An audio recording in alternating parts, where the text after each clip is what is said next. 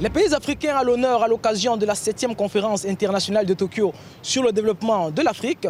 L'événement a enregistré la participation de plusieurs chefs d'État, dont Félix Antoine Tshisekedi de la RDC, venu défendre la coopération économique entre son pays et le Japon.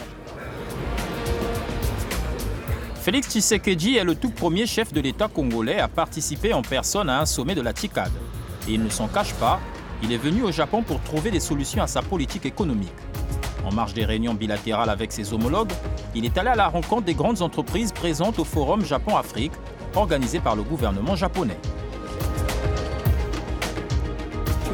Le Japon a laissé de bons souvenirs au Congo. Je pense au pont Maréchal, je pense à la grande avenue des poids lourds, qui sont des ouvrages qui sont restés intacts malgré des années.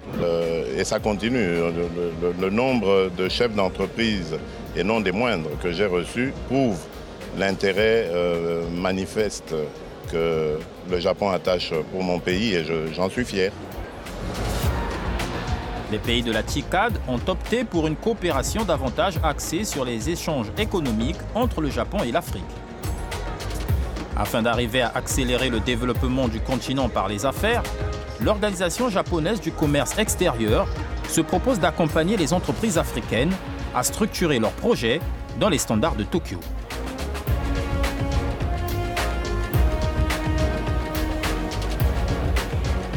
Avant, l'Afrique, c'est la destination de l'aide financière pour nous. Mais récemment, les entrées des sociétés japonaises en matière des investissements et des affaires, exportation en Afrique, vers l'Afrique, c'est notre centre d'entrée des sociétés japonaises. À près de 15 000 km de la capitale japonaise, l'Agence congolaise de promotion des investissements à Kinshasa propose elle aussi un accompagnement aux entreprises locales. Alors que le Japon appelle à plus de coopération économique, l'ANAPI demande à Tokyo d'accompagner la RDC sur la question des infrastructures.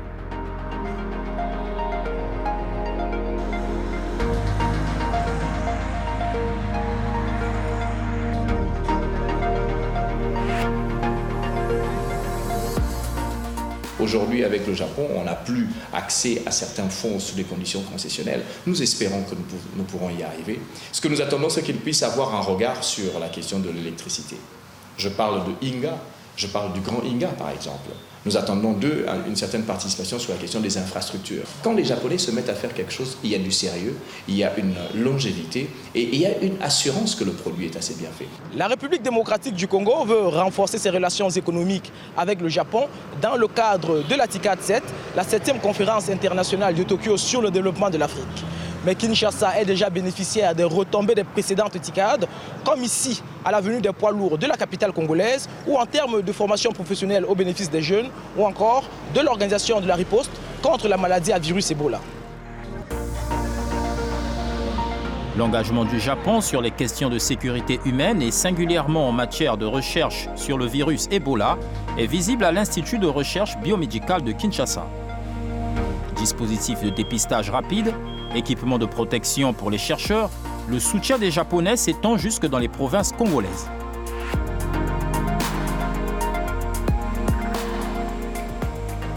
Il y a toute une équipe du Japon qui est arrivée pour pouvoir préparer les autres provinces qui sont attenantes aux provinces qui sont touchées pour le moment. Donc les préparer à faire face si jamais l'épidémie venait dans ces provinces, notamment la province, n'est-ce pas, de la Chopo. L'Agence japonaise de coopération internationale soutient les travaux du professeur Jean-Jacques Muyembe. Lauréat du prix Hideo Noguchi, l'engagement du scientifique a également encouragé Tokyo à entreprendre la modernisation de l'Institut de recherche biomédicale de Kinshasa.